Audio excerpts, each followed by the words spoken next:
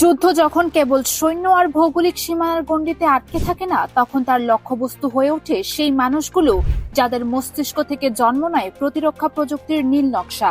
গত এপ্রিল মাসের এক গভীর রাতে ইরানের ছোড়া একটি ব্যালিস্টিক ক্ষেপণাস্ত্র এসে সরাসরি আঘাত হানে ইসরায়েলের উত্তরাঞ্চলীয় শহর হাইফার একটি আবাসিক ভবনে।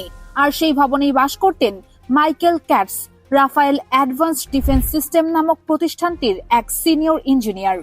দশকের পর দশক ধরে তিনি যুক্ত ছিলেন ইসরায়েলের সবচেয়ে গুরুত্বপূর্ণ ও গোপন অস্ত্র প্রকল্পগুলোর সাথে। রাফায়েল শুধু একটি অস্ত্র কোম্পানি নয়, এটি সেই প্রতিষ্ঠান যা বহুল আলোচিত আয়রন ডোমের মতো ক্ষেপণাস্ত্র প্রতিরক্ষা ব্যবস্থার নির্মাতা। বছরের পর বছর এই ব্যবস্থা ইসরায়েলকে এক ধরনের অভেদ্যতার ভাবমূর্তি দিয়েছিল, আর সেই অভেদ্যতার অন্তরালে কাজ করা এক অগ্রগণ্য কারিগরই এবার প্রাণ হারালেন সেই অস্ত্রের ওই প্রতিপক্ষের হাতে। প্রযুক্তি যা এতদিন ঠেকিয়ে রেখেছিল ইরানের ক্ষেপণাস্ত্রের গতিপথ, শেষ পর্যন্ত সেই ক্ষেপণাস্ত্রই কেড়ে নিল তারই একজন রূপকারের জীবন। এই মৃত্যু নিছক একজন ব্যক্তির চলে যাওয়ার ঘটনা নয়, বরং এক ধরনের প্রাতিষ্ঠানিক ক্ষতি যার গভীরতা মাপা সহজ নয়। দশকের পর দশক ধরে অর্জিত অভিজ্ঞতা, প্রযুক্তির দক্ষতা আর গোপনীয় গবেষণার সঙ্গে সরাসরি সম্পৃক্ততা, একটি মাত্র আঘাতেই সব হারিয়ে যাওয়ার এক মর্মান্তিক দৃষ্টান্ত হয়ে রইল এই ঘটনা। প্রতিরক্ষা বিশেষজ্ঞদের মতে, রাফায়েলের মতো অত্যাধুনিক প্রতিষ্ঠানে একজন সিনিয়র ইঞ্জিনিয়ার তৈরি করতে যে বছর ও বিপুল বিনিয়োগ প্রয়োজন, কোনো নতুন নিয়োগ দিয়ে তাৎক্ষণিকভাবে তা পূরণ করা সম্ভব নয়। ইসরায়েলের প্রতিরক্ষা শিল্প নির্ভর করে ঠিক এমনই কিছু অভিজ্ঞ দীর্ঘদিনের কর্মীর উপর, যারা একটি অস্ত্র ব্যবস্থার নকশা থেকে শুরু করে তার বাস্তব রূপদান পর্যন্ত পুরো প্রক্রিয়ার খুঁটিনাটি সম্পর্কে গভীরভাবে অবগত।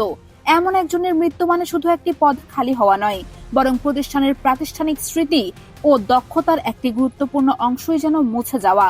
আরো গভীর যে বিষয়টি, তা হলো এই ঘটনা ইসরায়েলের প্রতিরক্ষা খাতে নিয়োজিত ব্যক্তিদের মনে ছড়িয়ে দিয়েছে গভীর নিরাপত্তাহীনতা।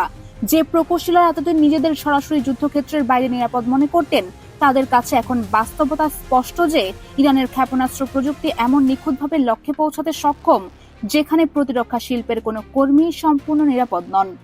বিশ্লেষকদের গভীর আশঙ্কা, এই মনস্তাত্ত্বিক প্রভাব দীর্ঘমেয়াদে রাফায়েলের মতো সংস্থাগুলোর নিয়োগ, কর্মী ধরে রাখার ক্ষমতা ও গবেষণার গতিতেও নেতিবাচক ছাপ ফেলতে পারে, যা শেষ পর্যন্ত ইসরায়েলের সার্বিক প্রতিরক্ষা সক্ষমতার জন্যই এক দীর্ঘস্থায়ী দুর্বলতা হিসেবে দেখা দিতে পারে।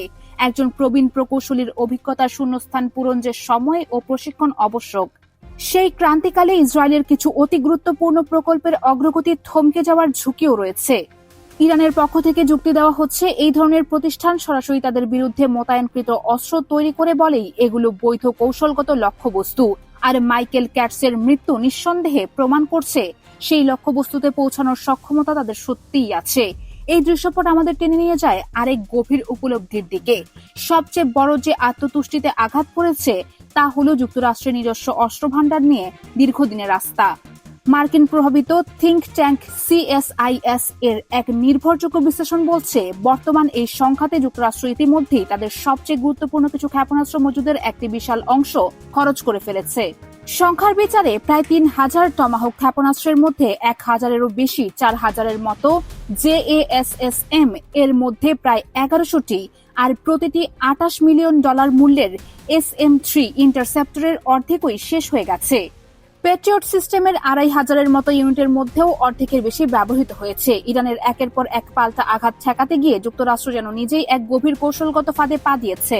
বিশেষজ্ঞদের ভয়, এই যে বিপুল ঘাটতি তৈরি হয়েছে, তা কেবল পূরণ করতেই 4 বছর পর্যন্ত সময় লেগে যেতে পারে। আর এই পূরণকালীন দীর্ঘসূত্রতা প্রশান্ত মহাসাগরীয় অঞ্চলে, বিশেষ করে চীনের মতো কৌশলগত প্রতিদ্বন্দ্বীর সঙ্গে সম্ভাব্য সংঘাতে যুক্তরাষ্ট্রকে এক চরম ঝুঁকির মুখে ফেলে দিতে পারে।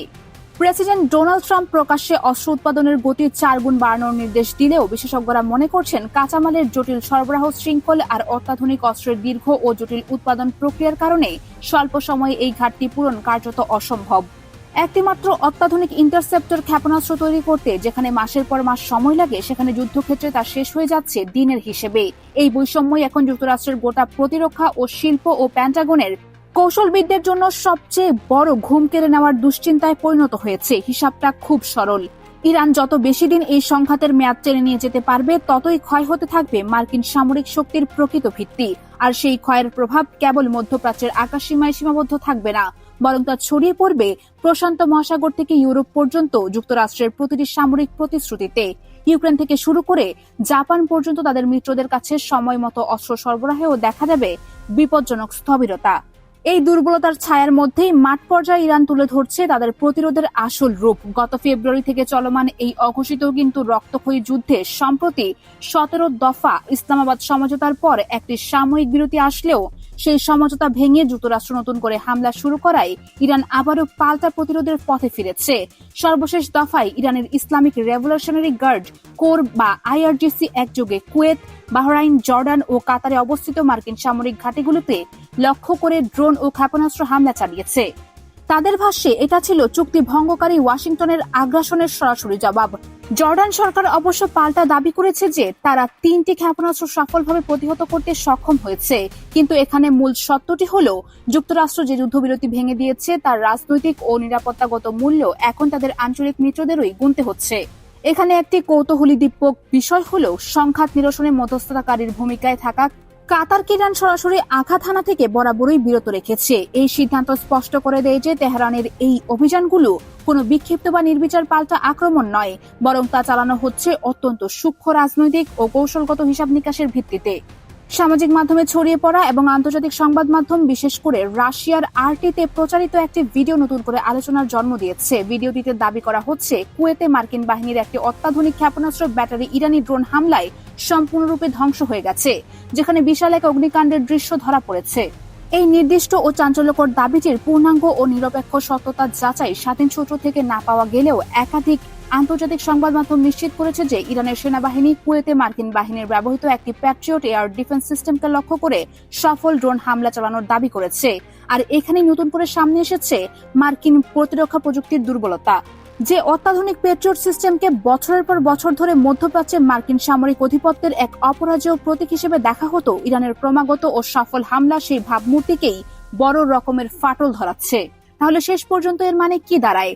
প্রযুক্তির উৎকর্ষ আর অর্থের অফুরন্ত শক্তিতে বলিয়ান বিশ্বের সবচেয়ে শক্তিধর সামরিক জোটকে দীর্ঘদিন ধরে প্রতিপক্ষের ভূমিকায় রেখে ইরান যেভাবে দিনের পর দিন এই অসম যুদ্ধ টিকিয়ে রাখছে এবং প্রতিটি পদক্ষেপের সমুচিত জবাব দিচ্ছে, তাতে এক জ্বলন্ত প্রশ্ন সবার মনে দানা বাঁধছে।